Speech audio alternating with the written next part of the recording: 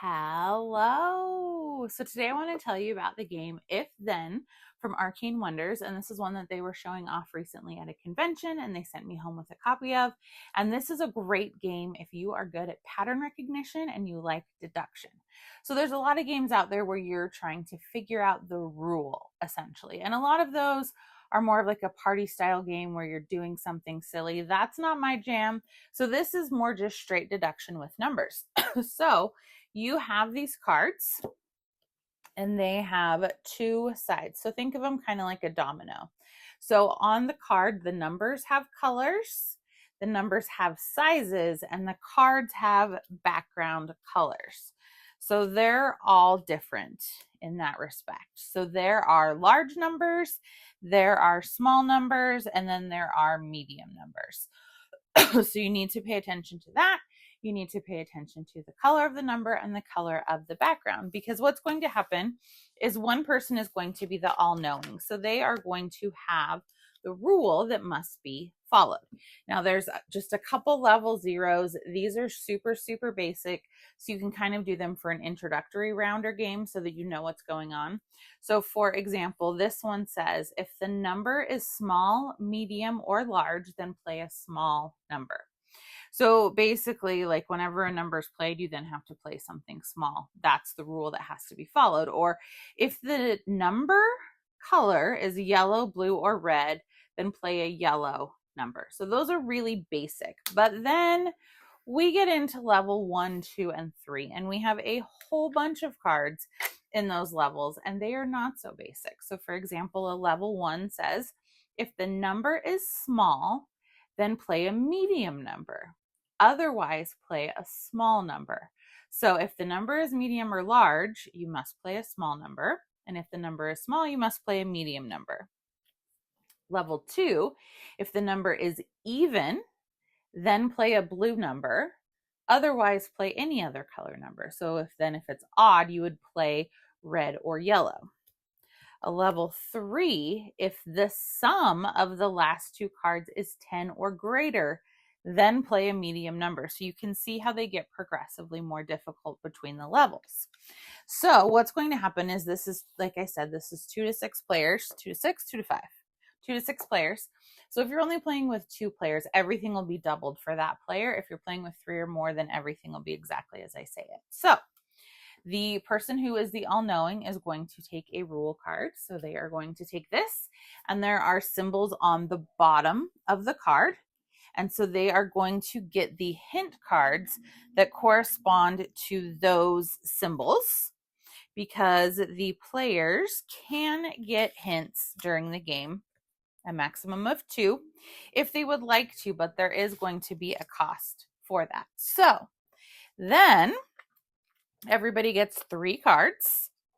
The all-knowing will get 1 card, or they get no cards, excuse me. What I was going to say is in a 2-player, they will get 6 cards. So there's going to be 1 number that starts the game off, and we're going to just move down from there. You essentially ignore whatever the bottom of the card is, whatever is upside down. There is a market of 3 available cards at all times, and there will only be a certain number of cards in the game based on player count. This is essentially your timer. If this runs out and the market and someone needs to draw, it is game over. It was lost. You did not succeed in what you were doing. So how do you win? You win in one of 2 ways. Either you completely empty your hand. Everyone who is trying to solve the code empties their hand. You may not have figured out the rule, but it means you played enough successfully that you win. Or you decide to guess the rule and you guess correctly. Now that's risky, because if you guess and you're wrong, that doesn't work. And you can only do that once you're down to 1 code breaker with cards in their hands. So like I said, if you're playing as just a 2-player, you would have 6 cards that you have to empty to win that way, or guess the rule. So this has now started. The all-knowing knows what the rule is.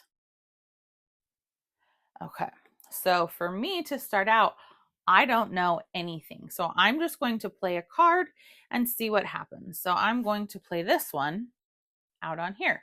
And then the all-knower all knowing is going to tell me if that is correct or not. So they're going to look at the rule and they're going to see if it matches. Let's see. No, they're going to say that is invalid and they're going to pull it off to the side. And we have 3 different levels of penalties. We start out at level 1 that says draw 2 cards when incorrect. So I'm going to take 2 cards. I can take them from the market or from here. So I will take 1 of each. And then we refill the market. Once there are 3 incorrect cards, we go to the next level of penalty that says draw 3 cards when incorrect. Once we have 6 incorrect cards, then we must draw 4 cards when incorrect. And this is where this timer, if I can't draw, runs out. That's a problem. But once we get to the second penalty, that's when we can ask for a hint. But we do have to pay a certain number of cards to make that happen. So they pulled this out because it was incorrect. So now I get to go again. And let's play this. So I will now say, is this correct or not? I played a blue 6.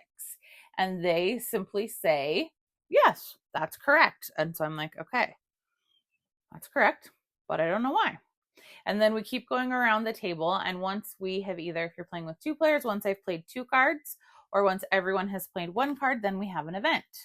And the event says immediately all active code breakers must take 1 random card from the next active code breaker to their left. On their turn, they must play that card.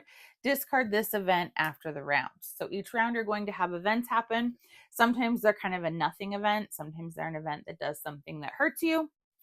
But essentially, we are trying to figure out what this rule is, and we are trying to do it through playing our cards, through looking at what's correct and what's incorrect, and figuring it out before we run out of time, either by playing all of the cards from our hands or by correctly guessing the goal. The person who is the all-knowing, again, they are simply saying correct or incorrect, and they are not allowed to lie. So we can also get our hints. So let's say we decided to get a hint, and it says the answer does not include background color. So that's our first hint. So we now know we can completely ignore background color as we're trying to figure this out. And in this case, the rule was if the number is blue, then you must play an odd number. Otherwise, play an even number.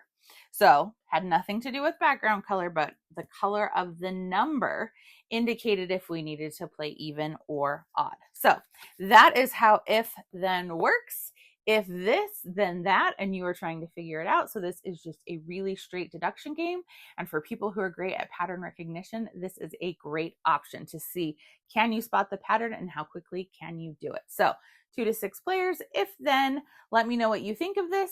Give me a like and a follow, and I'll keep bringing you more board game content. Thanks. Bye.